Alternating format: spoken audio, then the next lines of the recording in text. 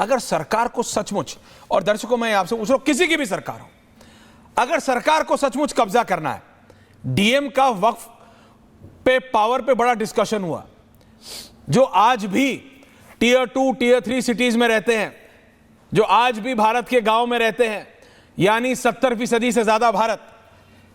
जरा एक बार पूछिए अनुराग जी, आप भी गांव के हैं, मैं भी गांव का हूं, डीएम की पावर कौन सी चीज में कम होती है? डीएम की सियाई जहां चल गई, आ रहा हूं रोहित रुकिए, डीएम की सियाई, डीएम छोड़िए एसडीएम छोड़िए तहसीलदार, तहसीलदार की स्याही जहां चल गई ना, सुनिए, नहीं आप मेरे यही क्या, तो सिर्फ वक्त में आपको तहसीलदार की, सिर्फ वक्त में आपको डीएम की स्याही दिख रही है? नहीं नहीं, आप खुद को कॉन्ट्राडिक्ट कर रहे हैं, आप खुद को गलत साबित कर रहे हैं। अभी बीच में मत बोलिए, फेडर डाउन रखो गरिमा जी सबका, थैंक यू। मैं बोल रहा हूं, मैं आपसे पूछ रहा हूं, क्या सिर्फ वक्फ में डीएम की ताकत कोई बहुत ज्यादा बढ़ा दी क्या? सबको रखिए गरिमा जी, मल्टी, क्या सिर्फ वक्फ में जो नया ये बिल आया, सिर्फ इसमें डीएम की ताकत बहुत बढ़ा दी? एक तहसीलदार जो डिस्ट्रिक्ट मैजिस्ट्रेट से कम 4 या 5 पद नीचे होता है, उसकी स्याही कहीं चल गई, उसकी स्याही तहसीलदार की, तो आम हिंदू मुसलमान सिख ईसाई कहीं भी हो आप, जम्मू कश्मीर से लेके और कन्याकुमारी तक, गुजरात से लेके मणिपुर तक, तो जमीन वहीं की वहीं हो जाती है।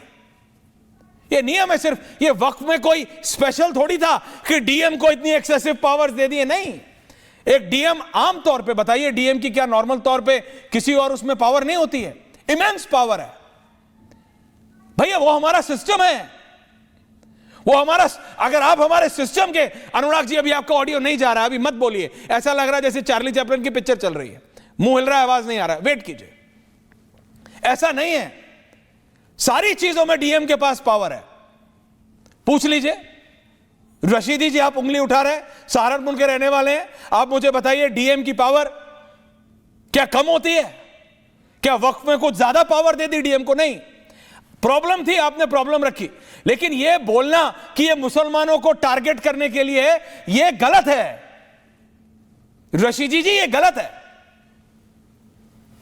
रशीदी जी मुझे अलाउ कीजिए, मुझे प्लीज बोलिए। बोलता हूं, देखिए मैंने आपसे पहले क्या कहा था, मैंने आपसे यह कहा था कि पक्ष विपक्ष मिलकर जो है मुसलमानों को फुटबॉल समझ रहे हैं।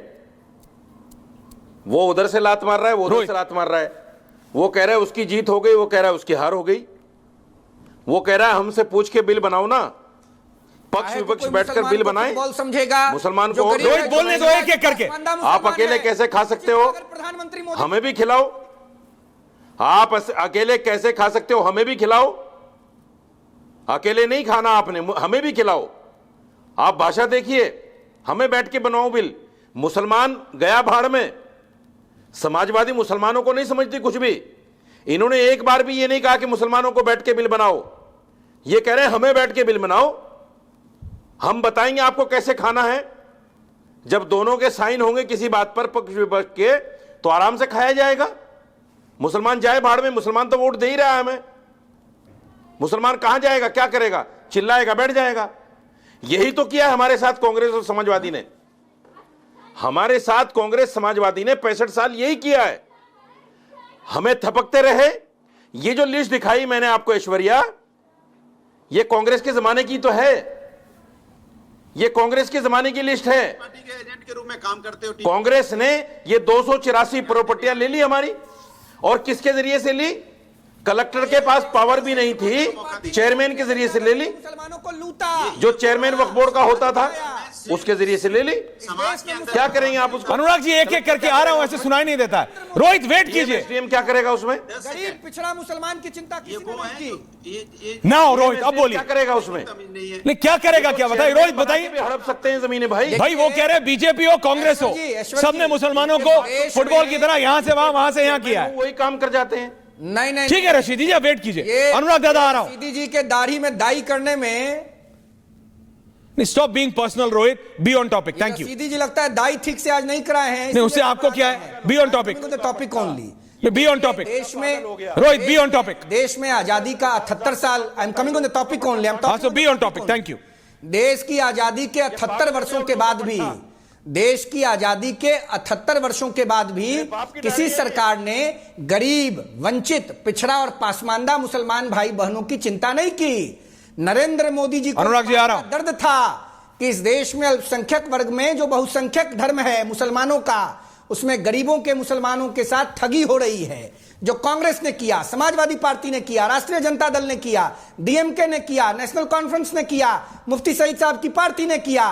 प्रधानमंत्री मोदी जी ने नया कानून बनाया और इस कानून के माध्यम से पासमानदा मुसलमानों के जीवन में, गरीब मुसलमानों के जीवन में नई रोशनी और उम्मीद जग रही है। जिस प्रकार से ट्रिपल तलाक को समाप्त कर प्रधानमंत्री मोदी जी ने मुसलमान माताओं, बहनों और बेटियों को नया जीवन प्रदान किया, उसी प्रकार से ये नए वक्फ संशोधन अधिनियम के माध्यम से इस देश के अल्पसंख्यक धर्म को मानने वाले बहुसंख्यक आबादी मुसलमान भाई बहनों के जीवन में आशा और उम्मीद की आखिरी किरण के रूप में देश के प्रधान सेवक गणनायक नरेंद्र मोदी जी का उभार हुआ है। सपा ने लूटा, राजद ने लूटा, कांग्रेस ने लूटा, इस देश के विपक्ष में बैठे सभी दलों ने लूटा।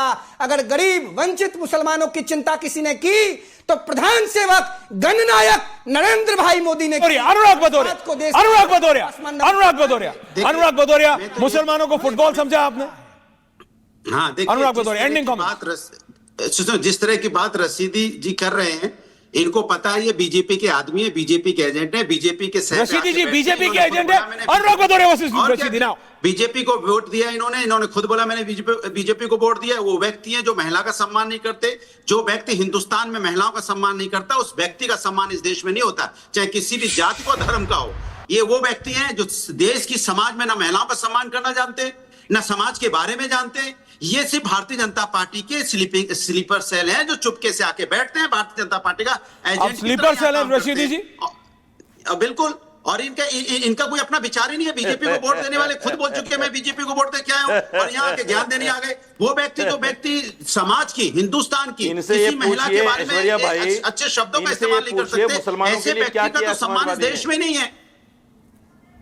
अरे समाजवादी नाम लो, आपके शोभा नहीं देता। पूछे मुसलमानों के लिए क्या किया समाजवादी, शोभा नहीं देता। आप बीजेपी के वोट देके आए हो, इसलिए आप किसी का नाम मत लिया करो। आप बोला करो मैं बीजेपी का सपोर्टर हूं, बीजेपी को वोट देके आया हूं, बीजेपी का यानी बीजेपी के तरह से बीजेपी के लिए मैं काम करता हूं। टीवी डिबेट में आके बैठ के आप इस तरह की जो बातें करते हो ना, ज्ञान की, ज्ञान आपके अंदर शून्य है, शून्य नहीं। बीजेपी को वोट देना गुनाह है क्या? पहले हिंदुस्तान की संस्कृति संस्कार को सीखिए या गैर संवैधानिक है? हाँ, तो फिर क्या बात करो? संविधान में ऐसा कहीं लिखा है कि बीजेपी को वोट नहीं दे सकते? नहीं तो फिर क्यों ज्ञान देने चले जाते हो? फिर ज्ञान किस बात का देते हो? बीजेपी का सपोर्टर हो आप, बीजेपी के लिए काम करते हो, यहाँ ज्ञान देने टीवी पे बैठ जाते हो। पहले भाषा दीजिए, भाषा कैसे ऐसा संविधान का कोई क्लॉज है? सीखिए, हिंदुस्तान की संस्कृति संस्कार को पढ़िए। हिंदुस्तान की संस्कृति और संस्कार क्या है?